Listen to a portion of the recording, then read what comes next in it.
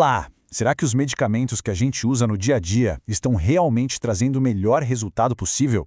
Hoje, a gente vai mergulhar fundo em um processo essencial da saúde, o cuidado farmacêutico.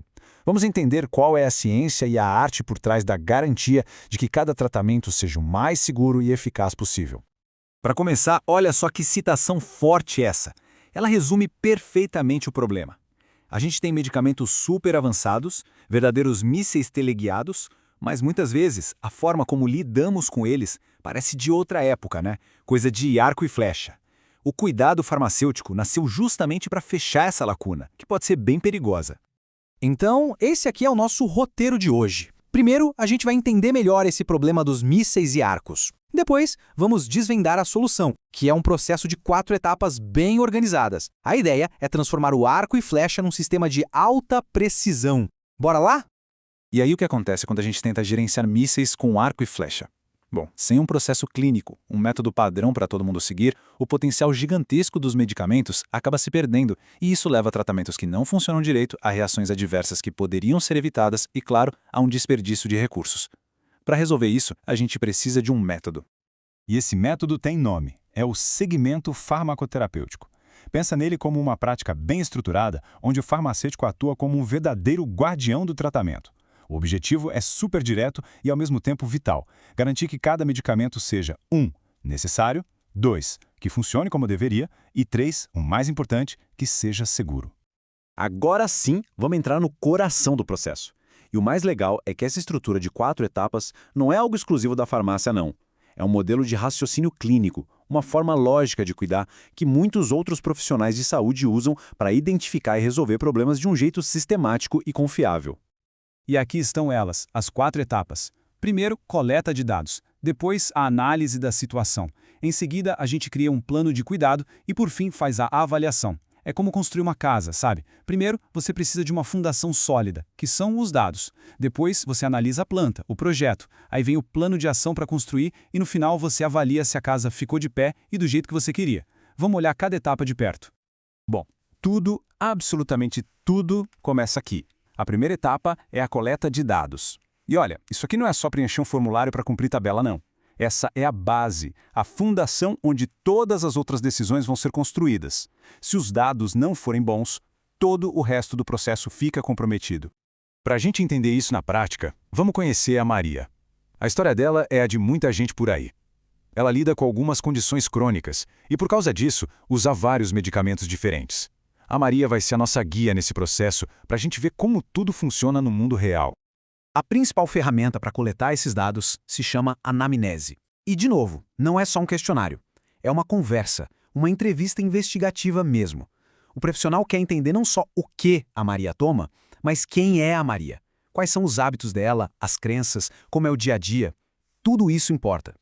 Certo. Com todas as informações na mão, a gente vai para a etapa 2, a análise. É aqui que o farmacêutico veste o chapéu de detetive, sabe?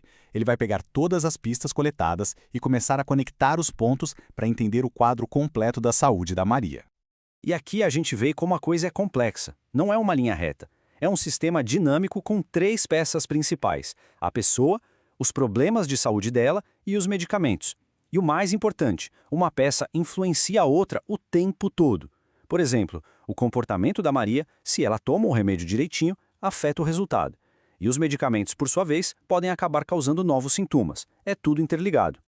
Para conseguir navegar nessa complexidade toda, o nosso farmacêutico detetive faz 3 perguntas essenciais. A primeira, e talvez a mais básica de todas, é esta: esse medicamento que a Maria está usando é realmente necessário? E para responder isso não é no achismo, não.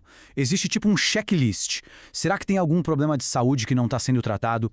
Esse remédio tem uma indicação clara? Não tem 2 medicamentos fazendo a mesma coisa? Sabe, às vezes a melhor coisa a se fazer não é adicionar um remédio, e sim tirar um que já não precisa mais.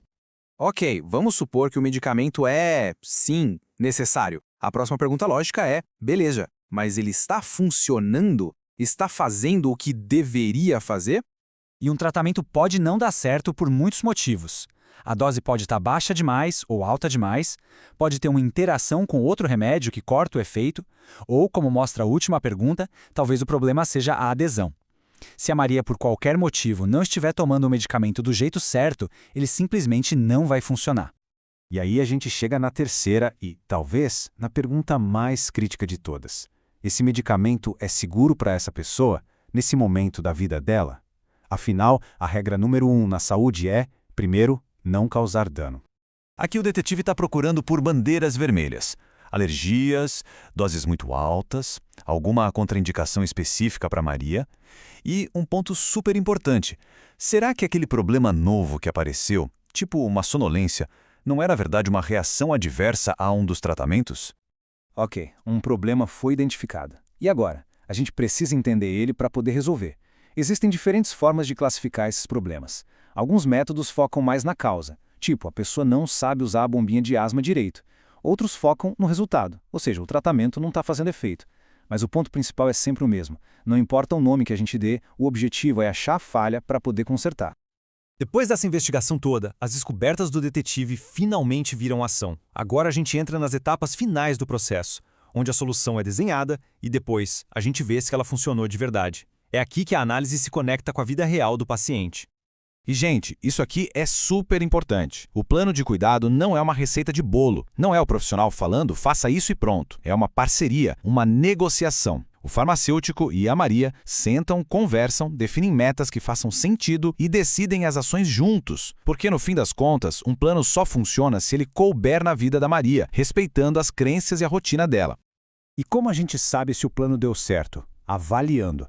O ciclo só fecha quando a gente mede o resultado. O problema foi resolvido, ou pelo menos melhorou? Em algumas doenças crônicas, só de manter a situação estável já é uma grande vitória. E se o resultado não foi o esperado, o ciclo não acaba. Ele recomeça com novos dados e novos ajustes. É um processo contínuo de cuidado. Então, qual é a grande lição disso tudo? É que para lidar com os mísseis intercontinentais da medicina de hoje, a gente precisa de muito mais do que um arco e flecha. A gente precisa de um processo organizado, contínuo e que coloque a pessoa no centro de tudo.